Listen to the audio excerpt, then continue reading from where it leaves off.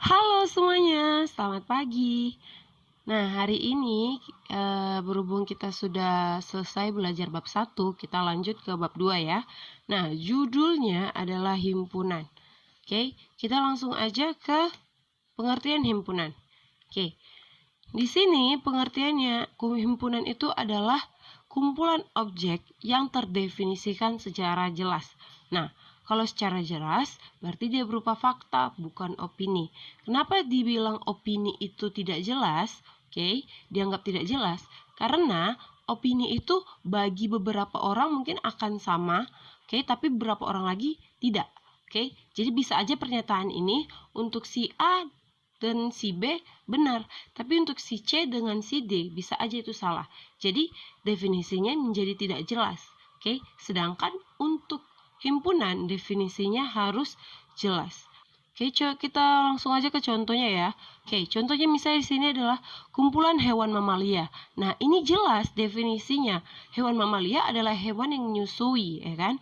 Nah, berarti kamu cari aja hewan-hewan yang menyusui. Seperti misalnya kucing, lembu, kerbau, harimau, oke, monyet.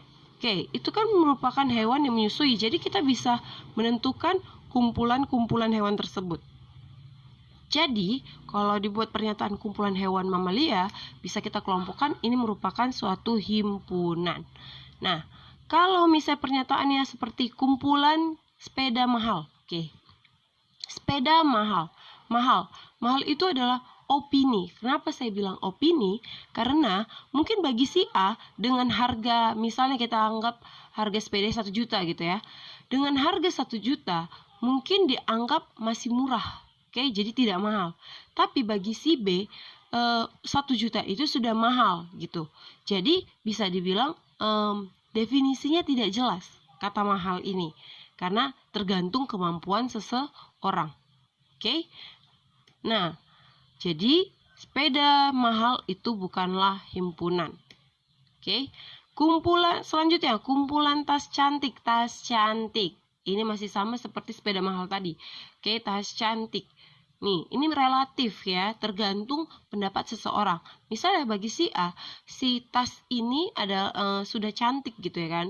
Oke, misalnya dari segi warnanya menurut dia, wih cantik banget gitu. Tapi bagi si B, tas ini bisa aja nggak cantik. Mungkin dia nggak suka modelnya atau warnanya. Oke, jadi ini bukanlah himpunan. Oke, kita lanjut ke kumpulan bilangan prima. Nah, kumpulan bilangan prima ini jelas. Bilangan prima itu kan definisinya adalah bilangan yang tidak bisa dibagi dengan bilangan yang lain kecuali bilangannya sendiri dan bilangan satu.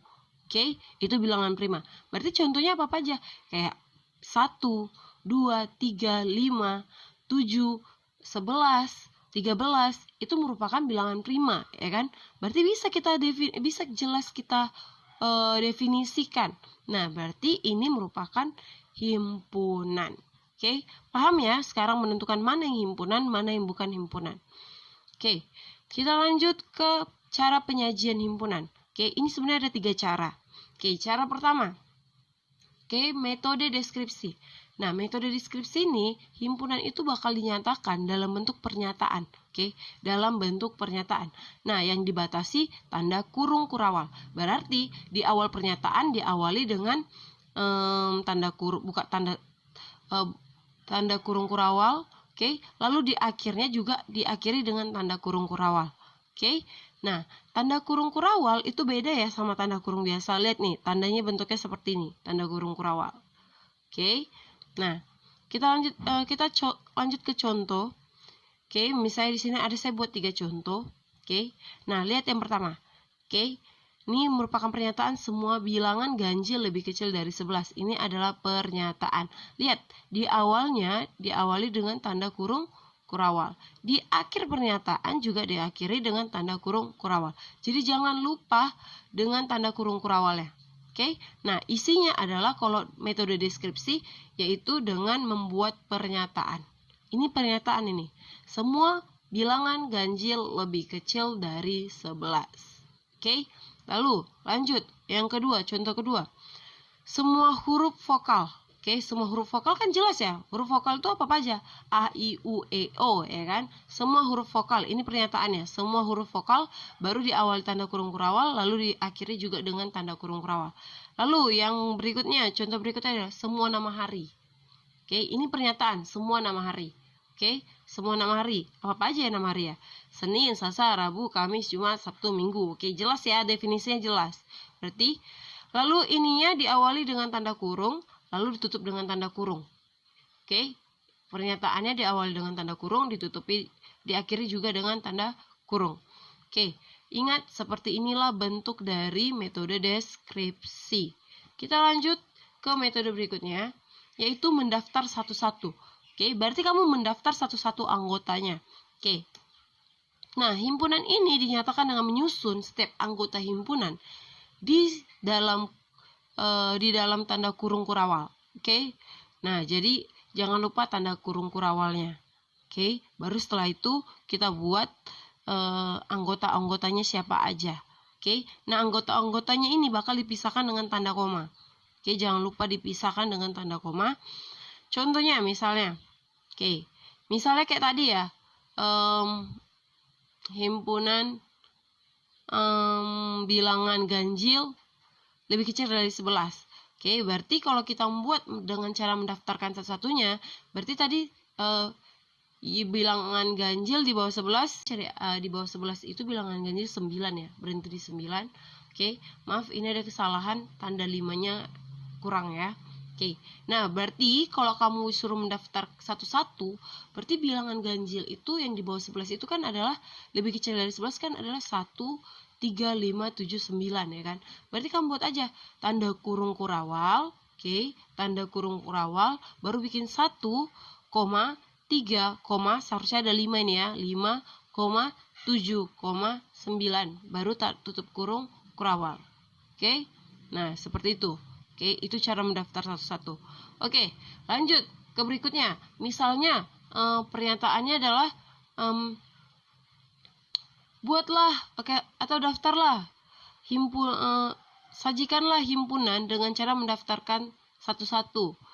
Nah, jika himpunan B adalah huruf vokal katanya. Nah, berarti kalau kamu daftar satu-satu, berarti buka tanda kurung kurawal, baru bikin dia huruf vokal itu kan adalah A, I, U, E, O ya kan.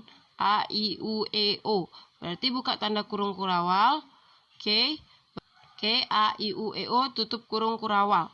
Nah, lanjut lagi pernyataannya misalnya kemarin nama-nama hari. Berarti kamu daftarkan satu-satu nama harinya, yaitu Senin, Selasa, Rabu, Kamis, Jumat, Sabtu, Minggu. Baru pakai tanda kurung kurawal, awal dan akhir. Dipisahkan dengan tanda koma ya. Lihat ini ya. Oke. Nah, kita lanjut ke berikutnya, yaitu metode aturan himpunan. Nah, ini kenapa dia digunakan ini? Ini aturan itu digunakan untuk membantu menentukan anggota suatu himpunan. Oke, jadi kita bisa tahu batasannya di mana anggotanya ini. Oke, nah misalnya dibuat gini, jika setiap anggota himpunan A memiliki sifat P, maka himpunan itu bakal ditulis seperti ini. A sama dengan, jadi seperti ini cara penyajiannya nanti ya. A sama dengan buka kurung kurawal X. Oke, jadi dia dianggap X. Tanda garis ini disebut di mana? Oke, X di mana X memenuhi P. Oke, baru tutup kurung kurawal. Langsung aja kita ke contohnya ya. Oke, misalnya dibuat gini. Jika B merupakan himpunan bilangan ganjil lebih kecil dari 11, maka ditulis. Berarti kan nanti bakal berawal dari 1, berhenti di 9 kan? 1, 3, 5, 7, 9 gitu ya kan. Oke, 1, 5, 7, 9. Berarti kamu buatnya gini. 1 lebih kecil dari sama dengan, berarti kalau lebih kecil sama dengan si satunya ikut. Tapi kalau lebih kecil aja si satu nggak ikut. Nah, karena si satu ikut, kita buat lebih kecil sama dengan X. X lebih kecil sama dengan, seharusnya ini 9 ya, maaf. Oke. Seharusnya ini 9. Oke. Nah, seharusnya ini 9. Baru buat tanda petik X. Ini artinya anggota. Anggota bilangan ganjil. Oke. Nah, kenapa harus dibuat bilang anggota siapa? Kalau nggak ditulis anggota siapa, berarti dia bakal mendaftar semua. Berarti yang termasuk anggota dia adalah semua angka 1, mulai dari angka 1 sampai angka 9. Tapi kalau bilangan ganjil, berarti kita pilih dari angka bilangan 1 sampai 9 yang merupakan bilangan ganjil. Berarti 1, 3, 5, 7, 9 gitu. Oke, ini diganti 9 ya. Maaf saya salah tulis. Oke. Nah, sampai situ paham ya cara mendaftar himpunannya. Misalnya gini, kita gantilah. Jika B merupakan himpunan bilangan ganjil lebih kecil dari 11. Berarti bilangan genap lebih kecil dari 11. Bilangan genap lebih kecil dari 11, berarti berhenti di mana? Pasti berhenti di 10 kan? Oke? Berhenti dari 10 berawal dari 2. Berarti X. Oke, X. Oke, bisa juga kamu bikin dari 1. Bisa. 1 lebih kecil dari X, lebih kecil dari 11 bisa, atau 10 bisa. Tapi nanti di sini bilangan genap. Oke, jadi orang langsung tahu memilah. Oh, berarti kalau bilangan genap di antara orang ini adalah 2, 4, 6, 8, dan 10 gitu. Oke, jadi ini harus dibuat nih. X ini anggota bilangan apa? Saya bilangan ganjil, bilangan genap. Oke, nah sampai situ paham ya? Oke, kita lanjut ke, ini bukan bentuk penyajian. Oke, yang keempat ini sebenarnya tanda. Oke, tanda seperti ini dan tanda yang seperti ini. Oke, nah ini, oke, tanda yang seperti ini dia kayak E ya, kayak E. Itu digunakan untuk menyatakan anggota dari. Oke, kayak tadi. Berarti si X adalah anggota dari bilangan ganjil gitu ya kan.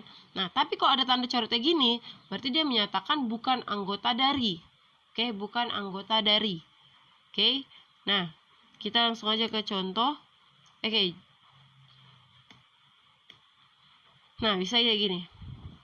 A sama dengan himpunan bilangan asli. Bilangan asli itu kan mulainya dari 1, 2, 3, 4, 5, 6 sampai 100, sejuta, 1000. Pokoknya dia mulai dari 1. Oke.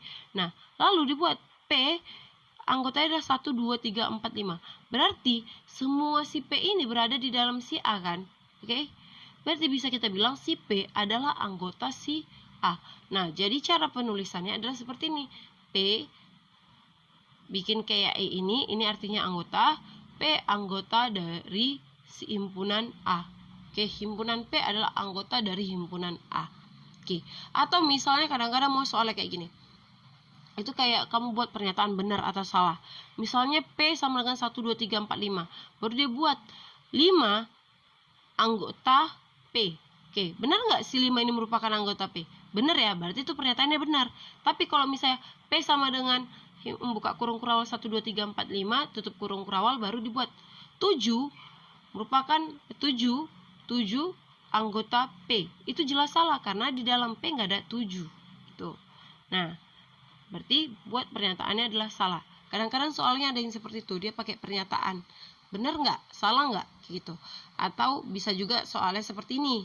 Oke, kamu buat hubungan dua ini, berarti buatlah P anggota dari si A, karena semua anggota si P ada di dalam si A. Kamu nggak bisa buat si A anggota si P. Kenapa? Karena si A ini tidak terbatas, mulai dari 1 sampai 1000, sejuta. Oke, karena bilangan asli itu mulai dari 1 sampai seterusnya. Oke, nah sedangkan si P kan sampai 5, berarti A nggak bisa jadi anggota si P, tapi si P yang anggota si A, karena semua milik si P, anggota si P ada di dalam A. Oke, nah saya harap kamu udah paham ya mengenai cara penyajian dan pengertian dari himpunan. Kita langsung aja ke tugas. Ini saya ada 3 soal. Pertama, soal pertama itu kamu mendaftarkan anggotanya satu persatu. Oke. Lalu cara yang nomor 2, kamu menggunakan metode aturan himpunan. Yang ketiga, kamu pilih dari kelima pernyataan ini mana yang merupakan himpunan. Oke, jadi kamu tulis yang mana merupakan himpunan. Apakah yang pernyataan pertama, yang kedua ini, yang ketiga, keempat, kelima. Oke, bisa lebih dari 1. Bisa aja misalnya kamu milih 1 dan 2, 3. Ini merupakan himpunan, bisa jadi. atau misal 3, 4, 5 bisa jadi. Oke. Nah, jadi ini jawabannya nggak cuma satu. Oke. Kamu pilih mana yang merupakan himpunan dari beberapa ini. Merupakan himpunan, kamu pilih. Oke. Nah, sampai situ udah paham ya mengenai tugasnya. Jangan lupa tugasnya ngerjainnya di kertas selembar. Oke, tulis nama dan tanggalnya dan kelasnya, jangan sampai lupa itu. Oke, dan juga materi yang saya sampaikan ini tolong dibuat di buku catatannya. Oke. Nah, demikian materi kita pada hari ini. Nanti kita lanjutkan lagi mengenai himpunannya, ada lagi kelanjutannya. Oke, atas perhatiannya saya ucapkan terima kasih. Selamat pagi semuanya.